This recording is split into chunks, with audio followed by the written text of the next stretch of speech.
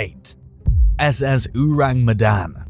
Legend states that a Dutch freighter called the SS Urang Madan sent out a chilling distress signal in 1947, saying that the captain and all the officers were dead.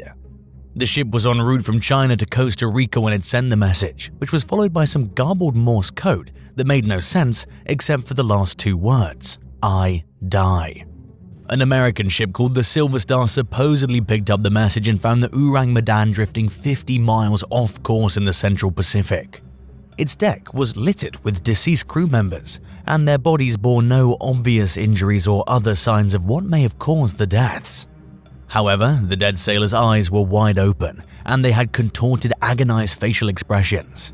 To add to the mystery, the ship had no visible damage. It allegedly caught fire and sank after the Silver Star hooked up a tow line and attempted to pull it for salvaging. The story only gets weirder from there, with different versions of the tale circulating over the years. According to one story, a German crew member survived whatever went wrong on the Urang Madan. He supposedly appeared on Taongi Atoll in the Marshall Islands and told locals that the ship's crew perished from the poisonous fumes of their improperly stored cargo of sulfuric acid. Then, without being able to mutter another word, he died. All signs point toward the story of the Urang Madan being just that, a work of fiction about a ship that never existed. No records of it have been found, and there always seems to be an explanation for why no solid evidence of it has been uncovered. 7. High Aim 6. In 2003, the Australian Navy discovered an 80-foot fishing vessel called the High Aim 6 drifting in the Indian Ocean. Nothing on the boat seemed out of place, and there were no signs that anything bad had happened. However, the crew was nowhere to be found, and the ship was running on full throttle with an empty main gas tank. The full auxiliary fuel tanks weren't switched on, and there was also a 10-ton cargo of tuna in the vessel's refrigerated hold. Records show that the High Aim had sailed from Taiwan to Indonesia a few months earlier. From there, the crew went fishing near the Marshall Islands. The last known contact with the boat happened around 3 weeks before it was found adrift off northwestern Australia, far from its last known location. Craig Kennedy, who discovered the High Aim, told the New York Times that mutinies weren't unheard of when it came to Indonesian boat crews operating under Chinese captains.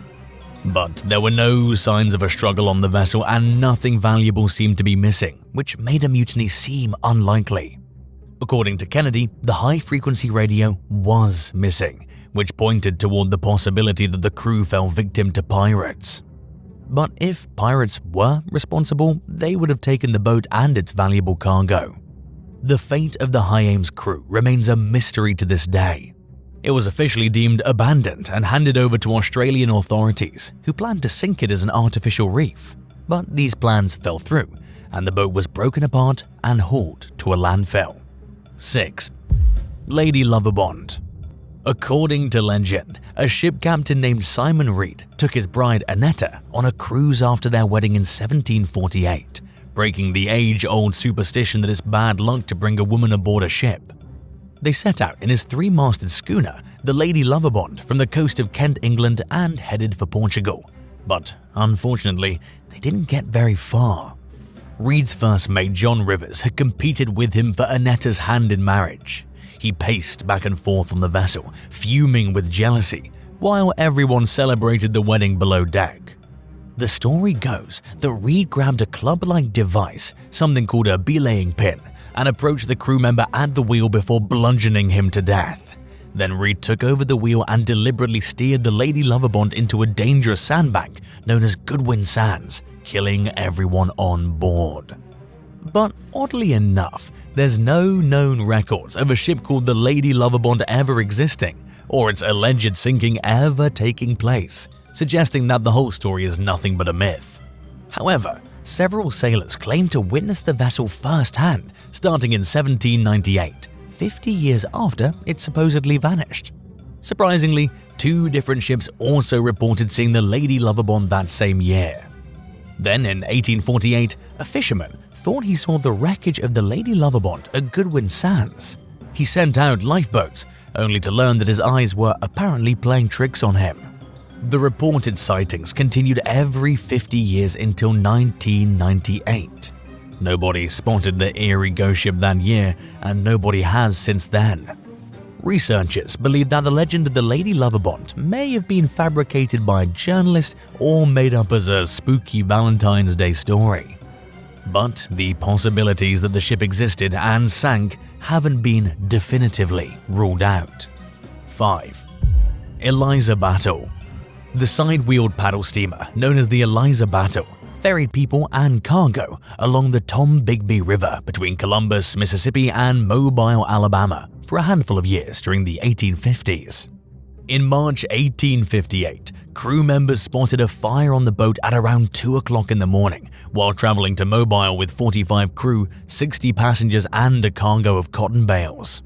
According to a New York Times article from that year, the fire broke out among the cotton bales, but its actual cause was unknown. Captain S. Graham Stone tried to steer the Eliza Battle to shore, but he struggled with poor visibility, and the boat's landing ropes were on fire. The blaze prevented the crew and passengers from accessing the lifeboat. Out of sheer desperation, many people jumped into the water. In the meantime, locals scrambled into their own boats to rescue survivors. An estimated 33 out of the 110 people aboard lost their lives, making it the worst maritime disaster in Tombigbee River history. The Eliza Battle came to rest at the bottom of the river, where its hull remains to this day. Numerous legends sprang up in the following years.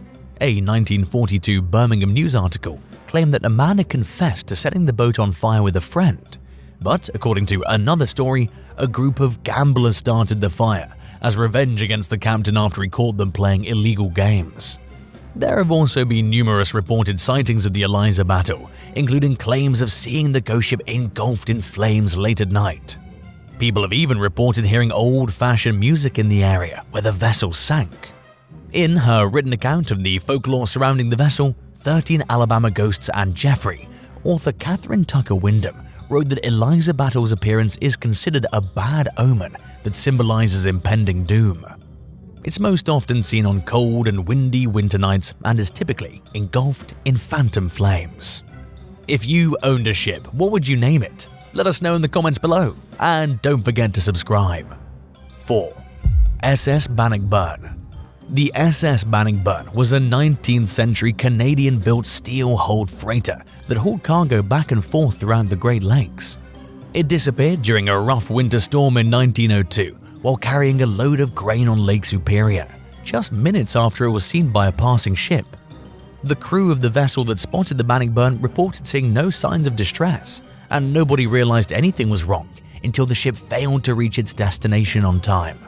The wreck and the 21 crew members' bodies were never found, and the only evidence ever recovered consisted of an oar and a life preserver.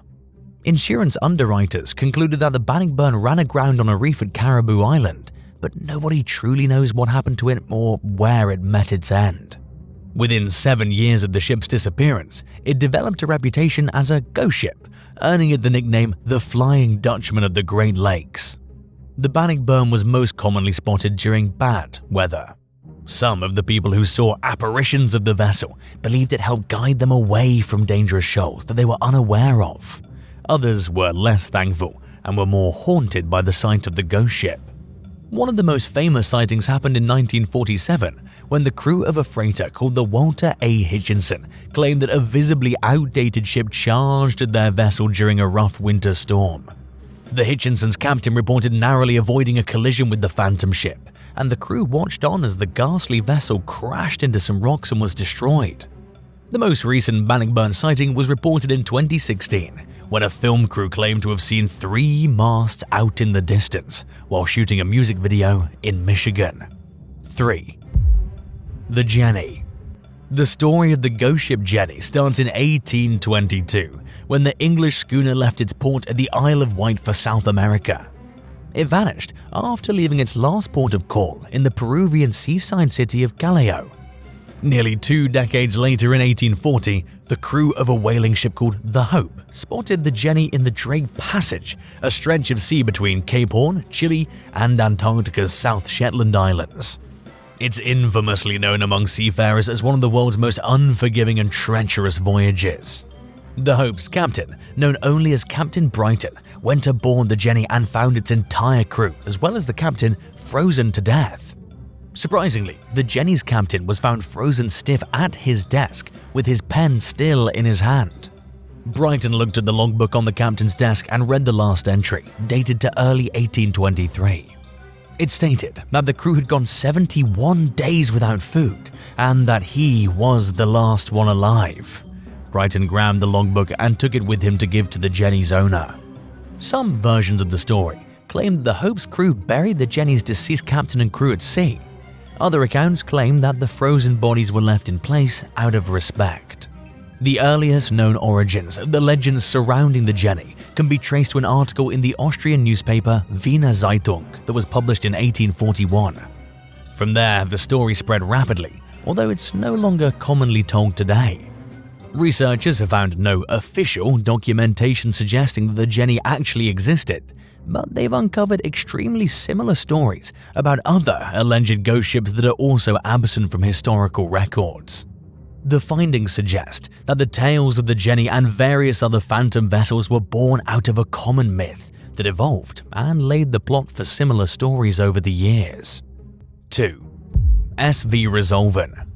The 19th century Welsh-built merchant brig SV Resolven routinely sailed across the Atlantic between Britain and Canada, delivering cargoes of timber and cod. On August 29, 1884, a vessel called the HMS Mallard spotted the Resolven drifting in Conception Bay off the coast of Newfoundland. After having his signal go unanswered, the Mallard's captain had some of his crew members board the Resolven. The captain and crew were all missing, but the ship appeared undisturbed. There was no sign of a crisis other than a missing lifeboat, and the fire in the galley was still lit. There was also a missing stash of gold coins belonging to the captain, leading to speculation that perhaps the Resolven was victimized by pirates. But the apparent lack of a struggle occurring on board suggested that this was unlikely.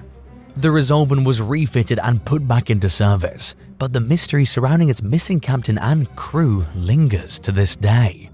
Shortly after the abandoned ship's discovery, a pair of brothers claimed that they found a body dressed in a captain's uniform sitting against a tree in the village of Deer Harbor.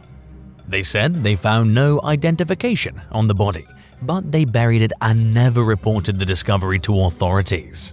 It would be easy to assume that they made the story up in hopes of achieving their 15 minutes of fame, but one of the brothers became unexplainably wealthy after the alleged discovery of the captain's body. After he died, his wife went on a spending spree with some gold coins. Maybe the brother had gotten his hands on the captain's gold, but if he did, he took that secret to the grave, and nobody has ever been able to verify the story about finding the captain's body. 1. Ryuunaru. In March 2011, Japan experienced the strongest earthquake in the country's recorded history. It was followed by a colossal tsunami, resulting in historically catastrophic damage. The massive wave washed a 164-foot-long fishing boat called the Ryuunaru away from its mooring on Japan's northernmost island, Hokkaido. Assuming the vessel sank, Japanese officials cancelled its registration. A year later, a Royal Canadian Air Force patrol spotted the Ryuunaru in the Gulf of Alaska. Because its registration had been cancelled, the ship no longer had a legal owner. And because there were already plans in place to scrap it before the tsunami, its former keeper had no desire to salvage it. The crew of a Canadian vessel called the Bernice claimed salvage rights to the Ryuunaru and tried to tow it, but they were unable to pump out its ruptured fuel tank. To prevent the wreck from becoming a navigational hazard, a US Coast Guard cutter set it on fire in 2012. The ship burned for hours before what was left of it sank 6,000 feet to the bottom of the sea. Which of these ghost ships did you find the creepiest? Let us know in the comments below. 8.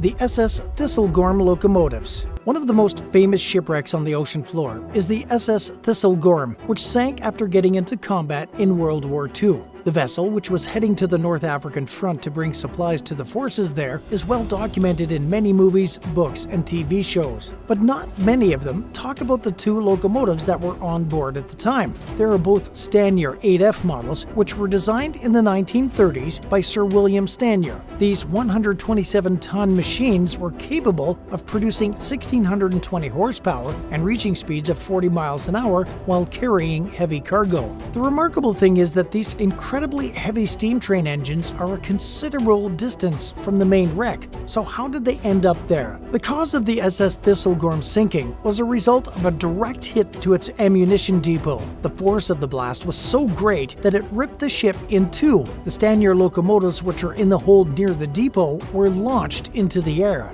As a result, divers can now see the two trains a distance from the wreck. Both of the locomotives managed to land and settle on the seabed in an upright position, with their wheels perfectly settled in the sand. But the scale of the blast left the steam engines heavily damaged, and although they were the right way up, it can be hard to tell exactly what they are unless you look at the front side of the vehicles, which are the most intact. 7. The treasures of the River Thames.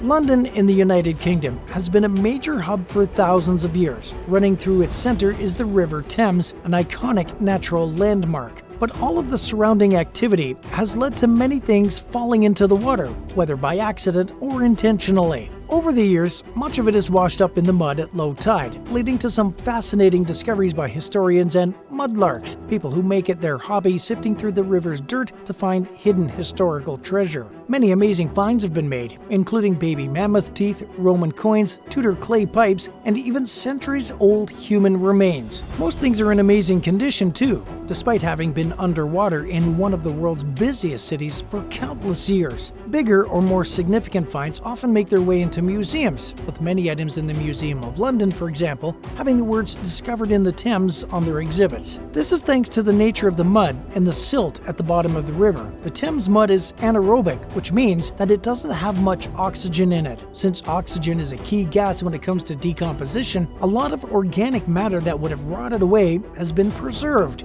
Mudlarking has grown in popularity in recent years, with many people picking up permits to enjoy the activity, leading to over 1 million fines being reported to the Portable Antiquities Scheme by the public. But the hobby does come with its risks. The tide of the Thames can change rapidly, and with a difference of over 22 feet between high and low tide, unaware mudlarks can easily be caught. The mud can also slow and trap people, meaning many have had to think and act fast to avoid getting swallowed up. Have you ever found anything interesting in a river or on its banks? Let us know in the comments, and don't forget to hit that subscribe button.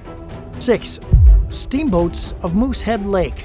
Maine's Moosehead Lake was once an American tourist hotspot. In the 19th century, as many as 50 steamboats would paddle up and down the state's biggest freshwater lake. Families from cities up and down the East Coast would flock to the resort for summer vacation, taking a train or a stagecoach to the village of Greenville Junction on the lake's southern shore, and then hopping on one of the dozens of steamboats to reach their final destination, usually one of the many luxury hotels lining the lakefront. One of those hotels was Mount Caneo House, and it illustrates the popularity of Moosehead Lake. The hotel had over 500 rooms, a bowling alley, electricity, a telephone, and even its own baseball team. While these things might not seem remarkable today, in the 19th century they were state-of-the-art facilities. By the 1930s, though, things at Moosehead were starting to decline. Tourist numbers were down thanks to the Great Depression, and the advent of World War II just a decade later would effectively put the nail in the coffin of the tourism industry. This meant that many hotels and companies had steamboats that no longer had people to ferry across the lake, and keeping them afloat was expensive.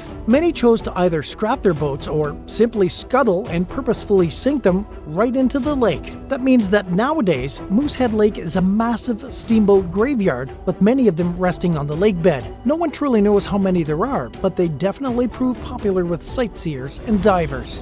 5. The giant phantom jelly. The giant phantom jellyfish, with its long, crimson-red tentacles measuring up to 30 feet and bulbous bell-shaped body that is 3 feet in diameter, looks like something you'd see in a sci-fi movie. These incredibly rare creatures are so rarely seen that when one was spotted in 2021 by the Monterey Bay Aquarium Research Institute using a deep-sea drone, they tried to capture as much information as possible. When we say that spotting a giant phantom jellyfish is rare, we mean it. Since the species was first identified in 1899, there have only been 9 recorded sightings in Monterey Bay, despite thousands of deep-sea dives by robots and subs. We still don't know that much about them, since they usually live at depths between 3,000 and 13,000 feet, with the deepest recorded sighting being at 21,900 feet below the surface. For example, it's believed that they eat plankton and small fish, but scientists have never really confirmed this or even seen one eating. Just like their name, they live up to the idea of an elusive ocean phantom. What would you do if you saw a phantom jelly? Let us know in the comments below, and be sure to subscribe while you're down there. 4. The SS Central America.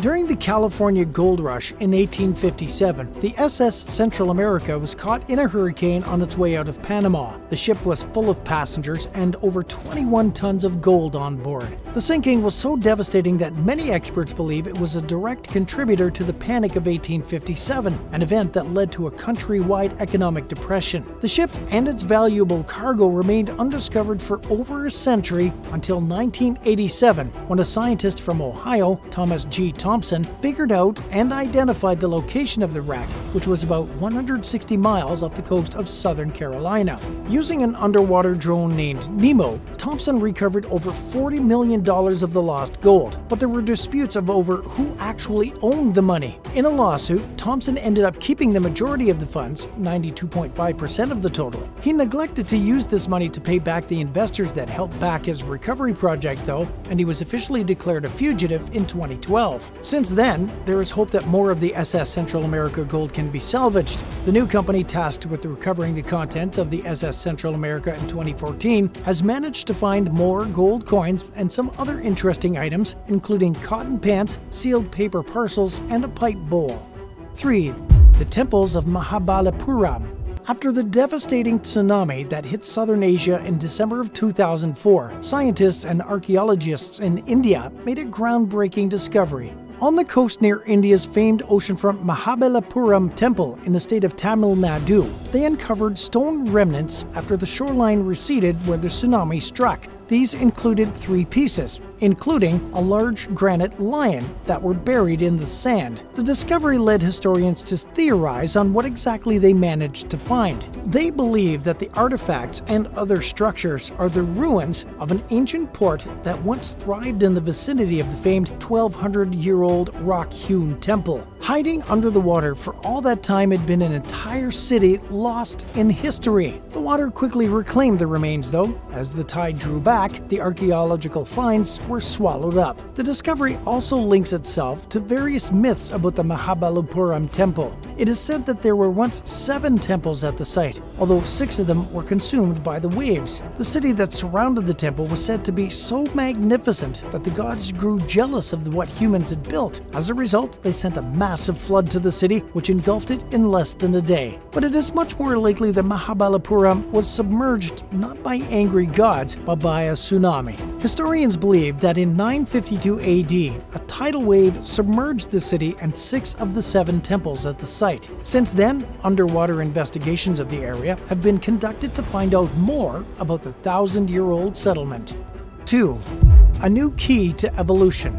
Deep beneath the Atlantic Ocean around Greenland and Norway, researchers in 2015 made a discovery that would change how we look at evolution. They found microorganisms that seem to be the missing link between the primitive cells and organisms that first populated the Earth and the more complex cellular life that began 2 billion years ago. The cells are named Lokiarchaeota, or Loki. They aren't named after the famous Marvel character. The hydrothermal vent system they were found near, Loki's castle, is named after the Norse god. The area can be found at a depth of 1.5 miles from the surface and is inhospitable to most life thanks to its cold conditions. Although Loki is considered a part of the Archaea group of organisms which don't have a nucleus, there is something that makes them unique. They share genes with eukaryotes, cells that are more complex and have nuclei. This means that Loki could be the link between these simple cell organisms and their transition into more complex cells capable of creating life as we know it. According to evolutionary microbiologist Lionel Guy of Sweden's Uppsala University, these genes would have given Loki a starter kit to facilitate the development of cell complexity. It is very likely that humans are descended from similar types of cells, and it helps to piece together more about our species' origins. In fact, it's not just humans that have links to these organisms. In fact, a majority of life on the planet, both plant and animal, could be descended from these types of cells. The variety of organisms on Earth would not have been possible without the progression from these primitive cells to more complex ones. Microbial life began about 3.5 billion years ago, and the first sophisticated cellular life appeared 2 billion years ago. But we had no idea how this came about until this underwater discovery came to light.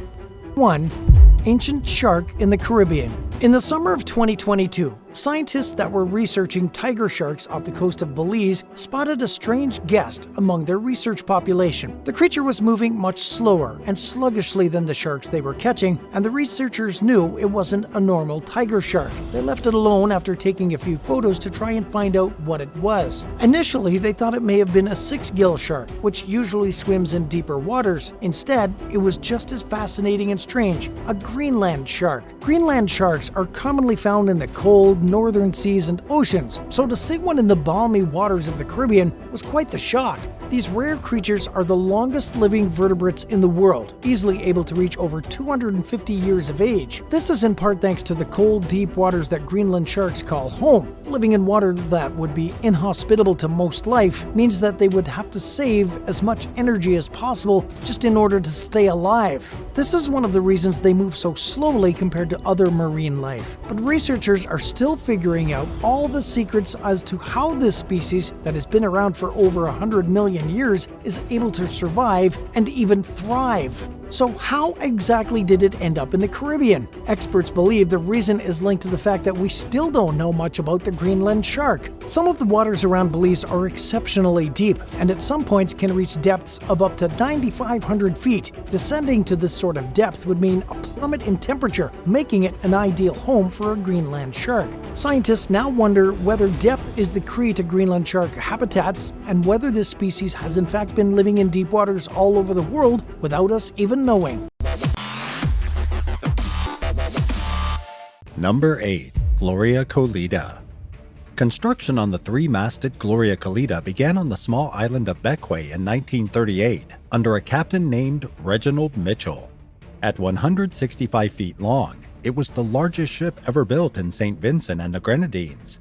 The vessel embarked on its maiden voyage in 1939, sailing to British Guyana to pick up a rice shipment and then to Cuba for sugar. From there, the Gloria Khita set sail for Mobile, Alabama, where it would drop off its cargo and pick up a load of timber. The ship continued along the same route and served its purpose well until May of 1940, when Mitchell navigated to Venezuela, which wasn't on the regular itinerary. His reasons for doing so are unclear, and when the Gloria Khita arrived, he fired his entire crew without explanation. He hired an all-new crew of Spanish-speaking locals and proceeded on to Mobile, resuming the vessel's normal route. After picking up a load of lumber, Mitchell sailed to Cuba, but the ship never arrived, and weeks went by without any sightings of it. A U.S. Coast Guard plane finally spotted it 150 miles south of Mobile. Nobody was aboard, the rigging and rudder were gone, and the log contained no details about what happened. The crew left behind their belongings, the cargo was still on the ship, and food was left out on the table. To this day, the mystery surrounding the Gloria Khita's fate remains unsolved. The ship was sold for scrap, taking with it any remaining secrets it might have held. Number 7. A mysterious tragedy at sea. In 2006, a small unmarked boat was found drifting off the coast of Barbados. The The Coast Guard boarded the vessel and found 11 deceased crew members in 2 separate piles. They had perished from dehydration and starvation. The only clues to their identities were a Singapore Airlines ticket and a heartbreaking note one of them wrote after he realized he was dying. After news of the discovery broke, relatives of missing crew members contacted authorities, who slowly pieced together the mystery. 4 months earlier, as many as 40 West African migrants bought a place on the boat from a Spanish captain, who promised to take them from the island nation of Cape Verde to the Canary Islands. Many of them had second thoughts at the last minute when a mysterious new captain took over the boat and decided not to go. The boat was being towed after running into mechanical problems off the Mauritanian coast when someone cut the tow line. Left with no other choice, the migrants survived off the little food and water they had and suffered slow deaths as the vessel drifted 2,800 miles across the Atlantic to the Caribbean. As people died, they were most likely tossed overboard until the last 11 huddled together against the elements and also took their last breaths. Number 6. Not Christopher Columbus's ship. Shipwreck explorer Barry Clifford stirred up some major controversy in 2014 when he claimed that Christopher Columbus's famed flagship, the Santa Maria, had been found in the waters off Haiti. If that were the case, it would be major. The whereabouts of the Santa Maria have long been a mystery, and it would be the oldest known European shipwreck in the so-called New World. Clifford relied entirely on circumstantial evidence to back his case. He pointed out that the wreck in question was found in an area where experts would expect the Santa Maria to be, which is most likely true. It sits in just 15 feet of water and is close to where the Santa Maria is believed to have run aground on Christmas Day in 1492. Clifford also mentioned a cannon that he observed during his first visit to the site in 2003. When he revisited a decade later, it was gone, but he nevertheless considers it to be evidence of the wreck's identity as the Santa Maria. As usual, media outlets were quick to favor sensationalism over facts and went wild publishing news of the alleged discovery. Archaeologists were less eager to automatically believe the claims. In a UNESCO report, a team of experts who visited the site concluded that the ship's building technique most likely put its construction at some time during the 17th or 18th century, which means that it is not the Santa Maria. It's far more probable that the real Santa Maria is either buried in sediment or has all but disintegrated over time. The report encouraged the search for the ship to continue, and for researchers to step up their efforts to catalog the region's shipwrecks. Number 5. Witchcraft. The Witchcraft was a 23-foot luxury yacht owned by a hotel entrepreneur named Dan Burrick. On December 22, 1967, Burrick and his friend, Father Patrick Hogan, sailed out of Miami with plans to view the holiday lights along the shoreline. Just a mile off the coast, the boat hit something in the water, and Burrick requested assistance from the Coast Guard. He sounded calm, so it didn't really seem like an emergency. Even if it was, the Witchcraft was equipped with an emergency flotation device that supposedly rendered it unsinkable. And although the yacht was damaged and needed to be towed, the hull seemed intact, so there was no outward reason to panic. Burrick told the Coast Guard he'd light a flare. 19 minutes later, the Coast Guard arrived at the location the flare was fired from, but the Witchcraft was nowhere to be seen. And along with it, Burrick and Hogan had vanished into thin air. There was no debris in the water or any other signs that something bad had happened, other than the fact that the boat had gone missing completely. A search and rescue effort ensued over the following days, covering 1,200 square miles without a single sign of the Witchcraft. It was truly puzzling, especially since the yacht had a highly reliable emergency flotation device that should have kept it above water, and it was unlikely that the device failed, since the technology it was made with was known to be so resilient that the Coast Guard often destroyed partially sunk vessels that wouldn't go down on their own and posed navigational hazards. The Coast Guard's final statement on the matter was that Burrick and Hogan are presumed missing, but not lost at sea. What do you think happened to Burrick and Hogan? Tell us in the comments below, and hit subscribe while you're at it. Number 4. USS Proteus and Nereus. Commissioned to the U.S. Navy in 1913, the 522-foot-long USS Proteus was a bulk cargo ship called a collier. She was initially tasked with delivering coal, but was converted to a merchant ship after World War I. Her career was largely uneventful, and in 1924, the Proteus was decommissioned and became inactive. She was struck from the Naval Register in 1940. The ship was sold into private ownership in 1941 and began serving for the Canadian Merchant Navy. On November 23rd of that year, the crew set sail from St. Thomas in the U.S. Virgin Islands for the American East Coast, but the Proteus never reached her destination, and nobody has any clue what happened to the vessel or her crew. It's not mentioned in any German U-boat records, ruling out the likelihood that it was destroyed by enemy fire. Even more strangely, her sister ships, the Cyclops and the Nereus, also vanished without a trace in the Bermuda Triangle. While the Cyclops was lost during World War I, the Nereus disappeared under astonishingly similar circumstances to the Proteus. The Nereus set sail from the Virgin Islands on essentially the same route not even a month after the Proteus went missing. It's not claimed as a U-boat wreck, and the ship's fate remains a mystery. One possible explanation is that the Proteus and Nereus were torpedoed by U-boats, but don't appear in historical records for some reason, perhaps because the U-boats that destroyed them were also destroyed. It's also possible that either or both of the ships sank in storms, and of course, there are people who believe the Bermuda Triangle sucked them into another dimension. Number 3. SS Marine Sulfur Queen. Built in Pennsylvania in 1944 as the SS New Haven, the ship that would eventually be called the SS Marine Sulfur Queen started its career as a T2 tanker that carried fuel. It became the Sulfur Queen in 1960 when it was converted to carry molten sulfur. On February 2, 1963, the 500-foot-long ship departed from Beaumont, Texas with over 15,000 tons of sulfur and 39 crew members on board. 2 days later, a crewman sent a radio message communicating the vessel's coordinates in the waters south of Florida. At the time, they were caught in a rough storm with nearly 16-foot waves and strong winds up to 53 miles per hour. Nobody ever saw or heard from the Sulfur Queen again, and its fate is a mystery to this day. The ship was reported missing 2 days after its last radio transmission, but no sign of it was ever found, and the search was called off. Its disappearance is steeped in superstition regarding the infamous Bermuda Triangle, but a Coast Guard report found a handful of more rational reasons that could explain the Sulfur Queen's disappearance. The ship was barely seaworthy, if at all, and its sulfur tanks were prone to constant fires, which had a tendency to short out the electrical equipment. As a T2 tanker, it was susceptible to splitting at the keel, especially with age, and crew members had previously mentioned that the Sulfur Queen was heavily corroded. One sailor even described the vessel as a floating garbage can. Given its condition, there's a distinct possibility that the ship met with disaster and plunged to the seafloor. And while it's frustrating not to know exactly what happened, the likelihood of another explanation is slim. Number 2. SSHuitt. The American-built steel-hulled bulk freighter SSHuitt entered service in 1914 as the SS Pacific. She was renamed the Hewitt the following year when she fell under the ownership of the Union Sulphur Company. At the time, the 420-foot vessel was described as one of the largest bulk cargo carriers constructed in the United States. For most of her career, the Hewitt operated along the U.S. East Coast and occasionally elsewhere in the Atlantic.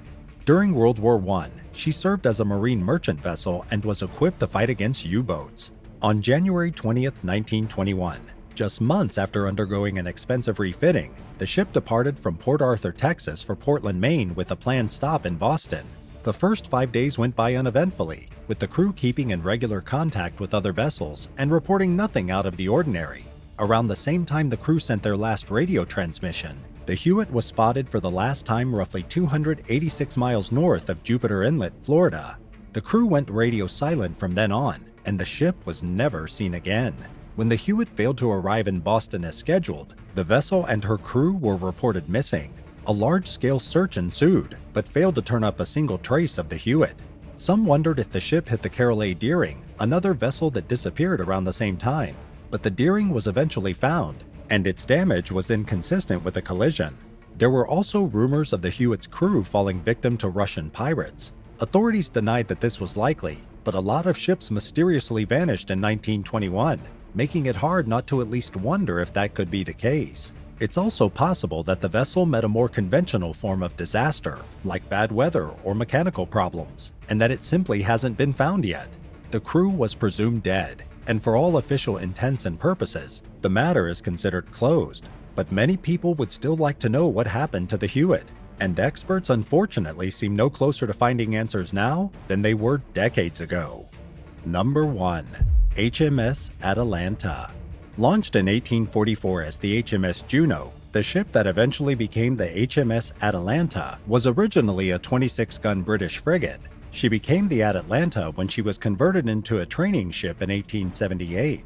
The following year, she set sail for Bermuda on her third training voyage with 280 officers and recruits aboard.